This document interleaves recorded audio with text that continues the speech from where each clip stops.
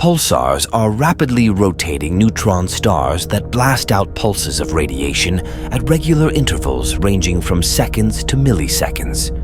Pulsars have strong magnetic fields that funnel particles along their magnetic poles, accelerating them to relativistic speeds, which produces two powerful beams of light, one from each pole. So what does a pulsar sound like? I'll say right away that you are right. Since there is no air in space that could vibrate, sound cannot travel in space. But is this really so? Well, not quite. There is another type of wave that requires nothing but the fabric of space to propagate. These are gravitational waves. Thanks to such waves, scientists are able to translate them into sound we can hear, and here's the sound itself.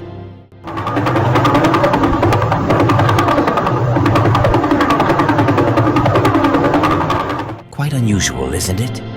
This is a real recording. What do you think about this? Write your answer in the comments.